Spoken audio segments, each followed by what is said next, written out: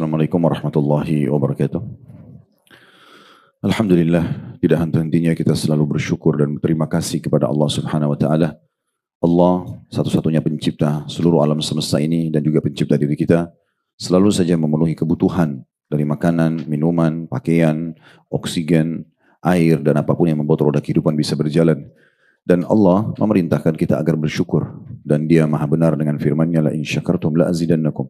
Kalau kalian bersyukur pasti aku akan tambah. Maka terlalu banyak nikmat Allah setiap hari kita nikmati.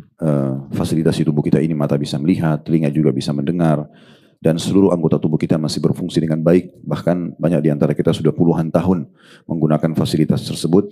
Maka jangan lupa untuk disyukuri. Dan nikmat terbesar adalah adanya Islam dan iman, di mana kita tentunya dengan Islam dan iman ini kita jadi tahu dan punya panduan hidup dengan agama yang Allah telah pandukan, itu agama Islam, dan kita salah satunya duduk di sini karena tujuannya itu untuk memperdalam Islam dan lebih mengenal Allah Subhanahu wa taala. Tentu akan membawa kita juga lebih bersyukur kepadanya.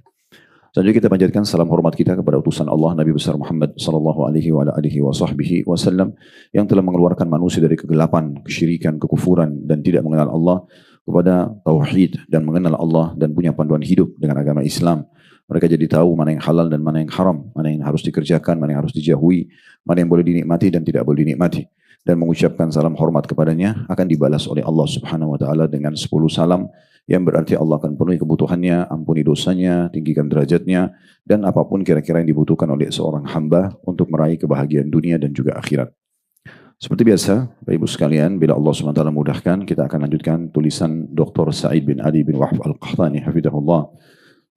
Buku terjemahan agar doa dikabulkan.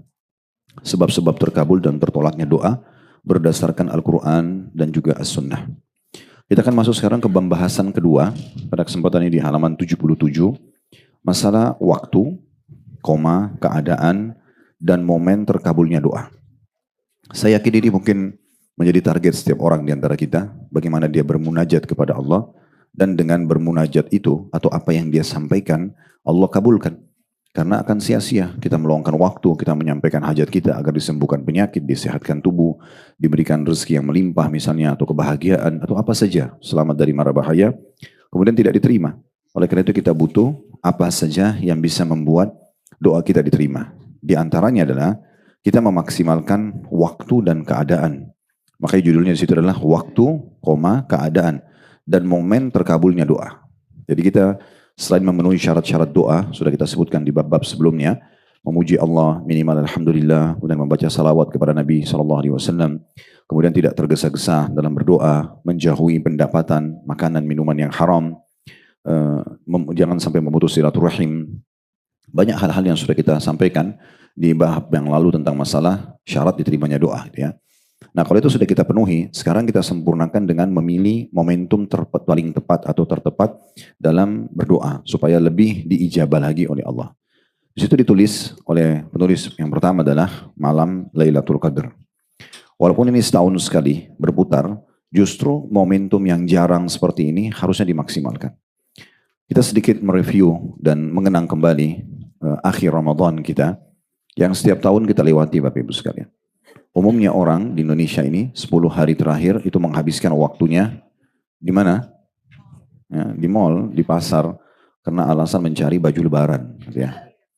Padahal sebenarnya kalau ingin lebih murah, lebih cocok modelnya, bisa mendapatkan kain yang kita harapkan ya dari sekarang dijahitnya. Tidak harus menunggu 10 terakhir Ramadan. 10 terakhir Ramadan di kamus setiap muslim adalah malam-malam ibadah. Nabi SAW bahkan mencontohkan dan memerintahkan kepada kita untuk i'tikaf. I'tikaf berarti mengikat diri selama 24 jam dan dikali 10 hari di masjid. Laki-laki dan perempuan sama. Walaupun laki-laki lebih ditekankan karena perempuan masih ada tugas-tugas lain di rumah, menjaga anak, mengurus rumah dan seterusnya. Tetapi perempuan pun boleh beriktikaf. Sebagaimana ummahatil mu'minin radhiyallahu anhunna, istri-istri Nabi, mereka beriktikaf setelah wafatnya Nabi SAW. Bahkan Nabi SAW di tahun terakhir beliau sebelum wafat, itu iktikafnya 20 hari. Bukan lagi 10 hari, tapi 20 hari. Jadi mulai 11 Ramadan sampai Lebaran. Dan kalau Bapak Ibu menelusuri kembali tentang fikih iktikaf, itu yang paling afdal iktikaf masuknya. Kalau mau 10 terakhir Ramadan, itu adalah di puasa ke-20 berarti malam 21. Itu mulai masuk di masjid, ya, mulai pagi sehingga tidak kehilangan waktu duhur, asar, maghrib, isya. Kalau bisa dari sebelum subuh, maka mulai subuh, duhur, asar, maghrib, isya, terus nginap tidur di masjid, makan di masjid. Ya, keluar hanya hajat darurat, ke WC maaf, atau mungkin darurat sekali harus ke dokter. Ya. Dan itu terus yang paling afdal sampai lebaran. Sholat id pun di masjid itu. Jadi sudah bawa baju lebarannya ke masjid gitu ya. Ya, itu yang paling afdal. Ini saking luar biasanya kita harus mengikat diri di masjid di 10 terakhir Ramadan. Jadi tidak ada waktu sedetik pun untuk aktivitas yang lain. Ya, itu karena memang waktu ini waktu ibadah. Waktu ibadah. Nanti Idul Fitrihnya baru Nabi SAW beraktivitas secara umum. Kembali ke rumah, selain memakai baju yang baru, Nabi SAW juga menyarankan untuk hadir di sholat id. Kemudian orang boleh silaturahim keluarga dan segala macam. Bahkan di Idul Fitri, 1 Syawal, haram puasa. Setelah kita puasa 30 hari Ramadan. Ya. Dari saat itu kita aktivitas secara umum. Nah ini sayangnya banyak orang muslim sering dengar tapi tidak diamalkan. Ya, tidak diamalkan.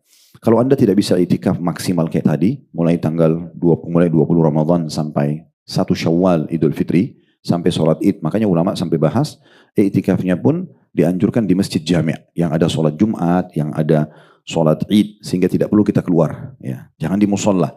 Karena kalau musola, kalau laki-laki, Jumat dia harus keluar cari masjid misalnya. Dan Anda kalau tidak bisa, Anda maksimalkan minimal di malam-malam ganjilnya. Ya. Atau maksimal dulu beberapa hari yang Anda mampu. Misalnya 10 hari, 11 hari itu nggak bisa, oke saya cuma bisa 7 hari. Atau saya hanya bisa weekend misalnya. Ya udah karena aktivitas di weekday-nya ada, maka mulai Sabtu, Ahad, itikaf di masjid di 10 terakhir Ramadan. Itu minimal ada, ya. Tidak mampu untuk tinggal 24 jam, misalnya kali 2, karena Sabtu dan Ahad full, hari Senin baru aktivitas dari masjid menuju ke tempat kerja misalnya, maka minimal Anda memilih di malam-malam ganjil, yang misalnya malam 21, malam 23, malam 25, malam 27, Anda nginap, mulai datang sholat maghrib isya, buka puasa di masjid, nginap sampai subuh, selepas subuh baru keluar dari masjid. Gitu kan. Tidak bisa juga, maka anjuran ulama tetap iktikaf di masjid walaupun hanya 1 sholat. Misalnya duhur ke asar, 2 sholat gitu ya, atau maghrib ke isya. Di 10 terakhir niatkan iktikaf. Kalau tidak mampu juga, maka yang terakhir adalah memilih walaupun sesaat niat iktikaf. Misalnya Anda duduk habis sholat duhur, hanya bisa sejam. Ya udah saya niat iktikaf sejam ini di 10 terakhir Ramadan. Itu saking luar biasanya penekanan. Jadi rincian tentang masalah iktikaf agar mengikat diri ibadah 10 terakhir itu luar biasa. Nah kita sayangkan banyak masjid-masjid justru kosong ya di bulan Ramadan, terutama 10 terakhir Ramadan, malah pasar yang penuh, mal yang penuh. Bukan kita larang ya, tetapi dia luput dari dia banyak hal. Karena iktikaf bukan hukumnya wajib. Tetapi perlu kita fahami ada sebuah pesan penting di sini. Hukum-hukum sunnah, Bapak Ibu sekalian, adalah hukum-hukum yang juga dianjurkan untuk dikerjakan. Orang yang sibuk dengan amalan-amalan sunnah, maka amalan wajibnya terjaga. Orang yang biasa puasa Senin Kamis misalnya, puasa Ayyamul Bid, nanti puasa Ramadan jadi ringan buat dia, karena dia sudah biasa puasa. Ramadan itu berat karena orang cuma puasa setahun sekali. Akhirnya hari-hari pertama, pekan pertama berat bagi dia. Dia sering haus, sering lapar karena belum terbiasa. Orang kalau sudah terbiasa sholat sunnah, qobliyah, ba'diyah, sholat duha, sholat tahajud, sholat 5 waktu akan terjaga, ringan bagi dia. Orang kalau rutin sedekah, walaupun kecil, tapi rutin dia sedekah, untuk hitung zakat setahun sekali ringan bagi dia. Orang yang biasa pergi umroh, yang dikerjakan 4-5 jam selesai misalnya ibadah umroh, haji akan ringan bagi dia. Begitu seterusnya. Jadi amalan-amalan sunnah ini penting untuk dijaga. Sebenarnya dengan dijaganya amal sunnah, amal wajib otomatis terjaga. Sebagaimana kalau yang dilarang, kalau Anda menjauhi yang makruh, seperti contoh makan dan minum berdiri. Hukumnya makruh, enggak berdosa sebenarnya. Tapi kalau Anda jaga yang makruh pun Anda tinggalkan, maka yang haram Anda akan lebih jauh. Anda tidak akan terjerumus pada yang haram. Banyaknya orang terjerumus pada yang haram karena dia anggap remeh yang makruhnya. Bagi contoh saja. Dan amalan-amalan sunnah ini juga besar pahalanya. Jangan dianggap remeh. Kebanyakan kita digoda oleh syaitan dan dikemas di pikirannya definisi sunnah yang dijelaskan secara fikih. Sebenarnya sunnah itu dibagi 2 ya, penjelasan definisinya. Ada yang sunnah yang makna sebenarnya itu adalah, kalau kita bilang ikutilah Al-Quran dan sunnah.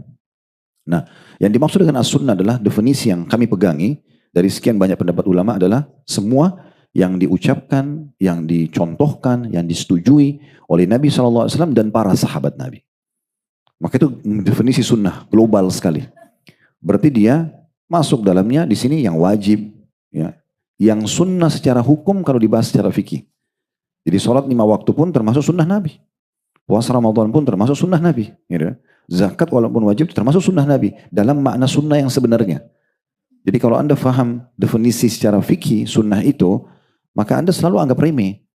Nah itu kan cuma sunnah. Gak apa-apa kok gak berdosa. Nah, gitu. Padahal sebenarnya yang Anda fahami itu adalah makna sunnah secara fikih, secara substansial.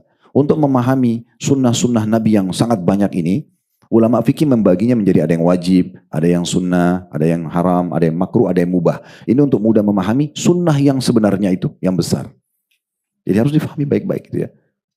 Nah di sini perintah-perintah yang wajib dan juga sunnah secara fikih itu masuk dalam sunnah Nabi Sallallahu Alaihi Wasallam. Bahkan apapun yang diucapkan juga dicontohkan sahabat masuk dalam definisi sunnah.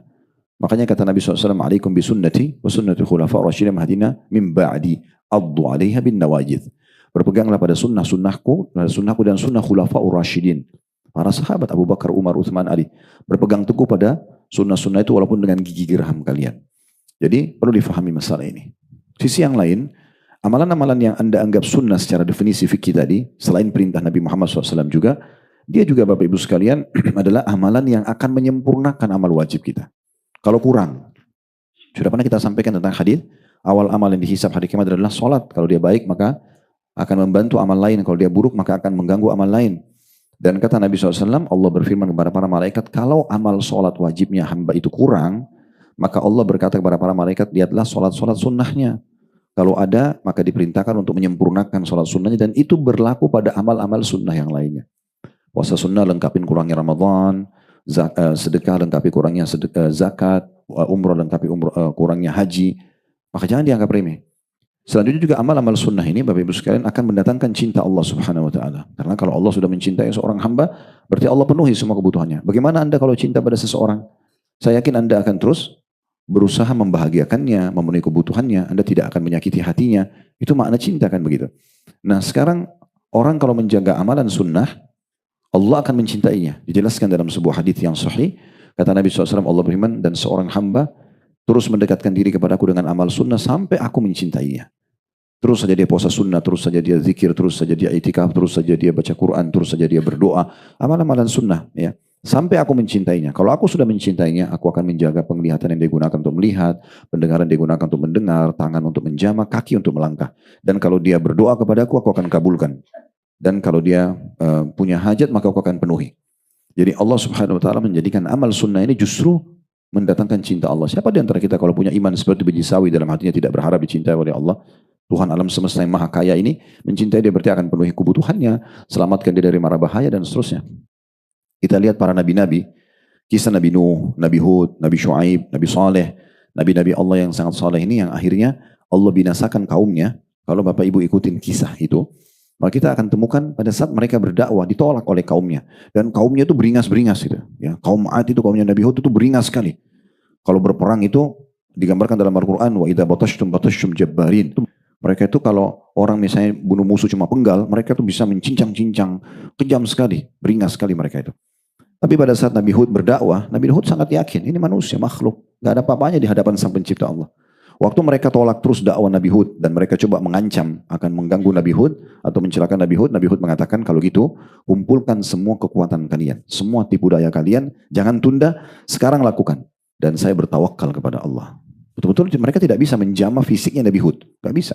Mereka tidak mampu. Allah menghadang mereka dengan beringasnya dan kejamnya mereka. Mereka tidak bisa menjamah. Kalau Bapak Ibu sudah dijaga sama Allah, tidak ada yang bisa menyentuh Bapak Ibu sekalian. Tidak akan pernah bisa ada yang menyentuh kita, mengganggu kita, membahayakan kita, tidak ada. Kalau ada yang berusaha pun mengganggu, maka Allah punya cara untuk menepis dan membuat orang itu kalah dengan mudah. Dan itu bisa kita raih kalau Allah mencintai kita. Ternyata salah satu kiat untuk dapat dicintai Allah adalah menjaga amalan-amalan sunnah itu.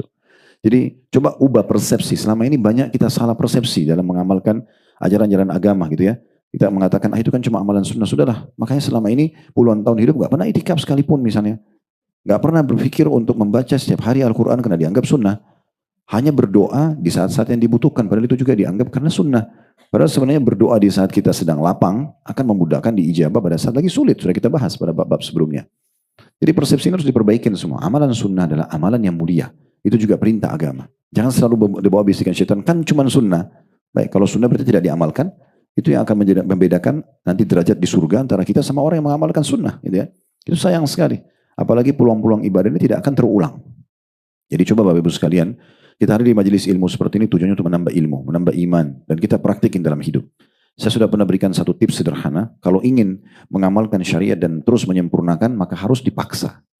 Harus paksa. Kita harus paksa mulai sekarang, tidak boleh ketinggalan zikir pagi petang. Saya harus paksa mulai hari ini saya baca setengah lembar Al-Quran. Paksa. Dan harus dijadwalkan. Buat paksa. Orang mungkin di sini Bapak Ibu ada yang berolahraga. Kalau kita nggak paksain diri olahraga, ya sudah. Kita tidak akan olahraga misalnya. Tidak paksain diri belajar begini, tidak akan. Kita tidak berusaha menjaga kesehatan kita, ya sudah kita akan celaka dan seterusnya lah. Gitu kan? Dan ini kaidah-kaidah dasar sebenarnya gitu ya. Cuman banyak orang selalu anggap remeh. Mirip juga dengan yang saya pernah berbagi persepsi tentang sedekah. Karena sedekah itu sunnah. Tidak sedekah kan tidak dosa. Nah, beda kalau zakat wajib. Sehingga mereka lupakan tentang keutamaan sedekah yang sangat banyak. Dan persepsi selalu menganggap kalau ada orang minta, ada orang mau pinjam uang, ada orang mau minta bantuan, dia yang butuh. Persepsi ini perbaikin nih. Yang butuh kita, bukan penerima. Yang butuh adalah kita, bukan penerima. Kenapa? Dijelaskan, Laith ibn Sa'ad, rahimahullah, seorang ulama tabi'in, beliau menjelaskan kepada orang-orang di sekitarnya, bagaimana sebenarnya memahami dan menanamkan persepsi tepat dengan sedekah. Beliau bilang, kalau ada orang yang menerima sedekah yang aku keluarkan, kalau ada orang yang menerima sedekah yang aku keluarkan, atau hadiah yang aku berikan, maka hak dirinya atas diriku lebih besar daripada hak diriku atas dirinya. Dia lebih pantas aku muliakan, lebih pantas aku hormati. Si penerima ya, si pengemis yang biasa kita anggap. Kata beliau, kalau orang-orang ini mau menerima sedekahku, maka dia lebih pantas untuk aku muliakan. Dia sebutkan sebabnya. Karena orang-orang ini telah menerima apa yang aku korbankan di jalan Allah. Persepsinya itu. Jadi kita yang butuh. Bukan orang pengemis. Orang pengemis itu ibu kan bapak kasih makan, kasih baju, habis dipakai sama dia. Tapi nilainya akan dibawa ke timbangan amal. Kita keluarin 1 juta rupiah, habis dipakai sama dia buat kebutuhan beli obat anaknya, segala macam, beli baju. Tapi 1 juta ini melalui dia lah dibawa ke timbangan amal kita. Itu persepsinya harus diperbaikin nih. Kalau selama ini ada orang miskin minta, sudahlah masih mampu, sudahlah begini dan begitu. Dia masih bisa negosiasi sama syaitan untuk menilai orang penerima tersebut. Padahal tugas kita saat itu bukan menilai. Bukan negosiasi sama syaitan, saatnya eksekusi. Orang minta kasih, mau orang itu kaya, mau orang itu bohong, gak penting buat kita. Gak penting. Kecuali kita jelas tahu ini ahli maksiat, dia akan beli minuman keras, dia lagi pegang botol khamr, Bapak Ibu lihat memang dia akan minum, jangan dikasih. Atau narkotika. Tapi kalau kita tidak tahu, nggak usah negosiasi sama syaitan, apapun bisikannya. Mungkin dia bohong, mungkin itu anak pinjaman, ini syaitan. Untuk apa? Ya, Allah menyuruh kita berbagi. Makanya sabda Nabi SAW, Yadul ulia khairu min yadis sufla. Tangan di atas yang memberi, lebih mulia daripada tangan di bawah yang menerima. Berikan, orang itu kaya, minta kasih, apa-apa. Kita lebih mulia. Gitu, walaupun kita misalnya lebih rendah ekonomi, jangan bilang, orang kaya kok minta-minta, nggak penting buat kita. Kasih aja. Esensinya, tujuannya adalah sedekah yang kita keluarkan. Nggak penting siapa yang terima. Ya. Mau yang terima orang gila, mau orang bohong, mau orang kaya, saya sedang sedekah. Yang sedang jadi target sedekahnya. Ya, ini persepsinya. Makanya Fudail bin Iyad rahimahullah, ulama yang lain, tabi'in mengatakan, setelah dia bagi-bagi sedekahnya, lalu dia senyum dengan lebar, seraya berkata kepada murid-muridnya di sekitarnya, lihatlah, orang-orang itu membawa amal-amal kami, ketimbangan amal kami tanpa diupah sedikit pun. Dia bilang kepada murid-muridnya tentang orang-orang miskin yang terima apa yang dia kasih. Lihat, orang-orang itu membawa amal-amal kami, karena dia baru sedekah, ketimbangan amal tanpa diupah sedikit pun. Mungkin Anda tanya, bagaimana nggak diupah? Kan dia dapat uang, dia dapat baju. Iya, karena habis di dunia. Tapi nilainya bagi kita terbawa sampai ke akhirat. Dan harus melalui mereka baru bawa ketimbangan amal. Kan begitu. Kalau faham ini, persepsi ini kita perbaiki Bapak Ibu sekalian. Anda tidak akan pernah menunggu orang miskin minta. Anda akan keluar cari siapa yang akan butuh. Itu beda. Di bab sedekah yang tertinggi adalah Bapak Ibu keluar cari kantong-kantong sedekah. Karena kita merasa kita yang butuh. Selama ini kita nggak pernah berpikir cari yayasan sosial, kita jadi donatur tetap, kita selalu keluar secara khusus taruh uang di dompet kita, uang 100.000 baru untuk cari mana orang miskin nih. Karena kita pikir mereka yang butuh. Nah ini keliru. Kita yang butuh terhadap sedekah terus. Ini beberapa persepsi dengan amalan-amalan sunnah yang perlu kita perbaiki teman-teman sekalian. Karena kita banyak terkurung di definisi sunnah ya, yang dibahas secara substansial di fikih. Padahal ini adalah wajibnya, sunnahnya, haramnya, makruhnya dan mubahnya dalam bahasan fikih itu semua bagian dari sunnah Nabi. Bagian daripada sunnah Nabi yang kalau kita bilang berpeganglah pada Al-Quran dan sunnah gitu ya. Jadi harus betul-betul kita perbaikin.